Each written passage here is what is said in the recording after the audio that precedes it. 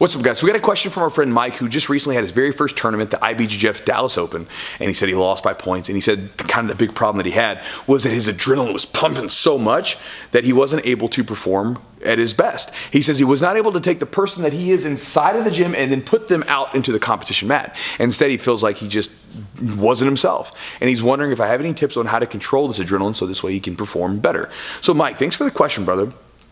And I don't know what your first match was like, man, but I know my very first match in wrestling and jiu-jitsu both, just a whirlwind of activity, and it was just like all these things happening, and I couldn't even remember what exactly happened when I was done. I remember I would walk off the matches, and I thought this was a strange thing back in the day where I could only remember bits and pieces and fragments of what happened, right? The whole match was kind of a blur, and this is caused by the stress. Right? The stress of the match itself. And so what you're saying is when you say you want to bring down the adrenaline, well, you want to sort of lower your stress from it. So how do you do that? Well, think about your very first day rolling, doing a full roll. How was that? If you're like everyone else, I mean, like I haven't met anyone else that had a smooth first roll. Everyone seems to have the very first roll look something to the effect of like you're squeezing, holding your breath, you're tense, you're spazzy, it's all this kind of stuff, right? And afterwards you're exhausted like under 2 minutes. And then how do you get over that? Well, you do it over and over and over again. You train, you roll, you drill, and eventually things sort of slow down a little bit, you know? And I don't mean slow down as in you've actually slowed down, because in most cases you're moving faster than what you were, but in your mind it slows down.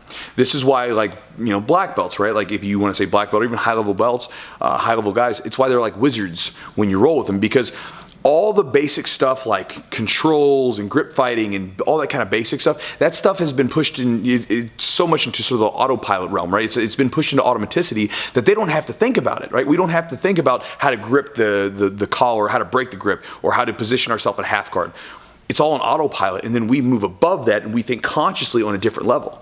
And so that's kind of what's happening in the beginning. Like when you're brand new, you have to think consciously about every single little detail like this. It's like literally thinking, like it becomes like breathing, right? Like when I'm fighting grips and stuff like that, I'm not thinking about it. It's become almost like breathing. And so it's kind of like that. You basically move up by subjecting yourself to it more and more and more, where your body becomes accustomed to it, becomes comfortable with it, and it becomes a bit of a routine. Now for you, I would suggest you kind of do what one of my students did, which is I told him to keep competing, right? Because here's what happened. He was in the gym and he was a killer, right? He was doing great in the gym. But for some reason, when he would compete, he could not get that person out there to show up, right? They looked like the same person, they sounded like the same person, but they weren't the same person. And his first 2 tournaments, he absolutely bombed, right? Just got won and out, got crushed.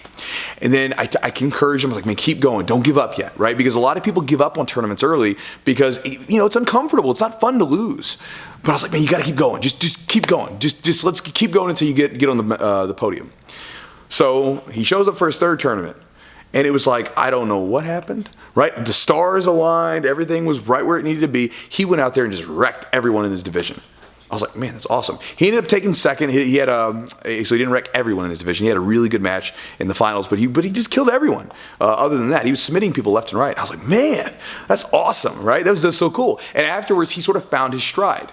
Now, again, he was still amped up. The adrenaline was still there, and you got to have some of it, right? You don't want to be, you know, lacking any sort of like arousal, right? You want to be like pumped up for this thing, because I've talked about this before. If you're not pumped up for a tournament and you don't have any sort of nervousness, you're probably going to go out there flat, and the other person that is pumped up is going to have way more intensity, and they're going to just pounce on you.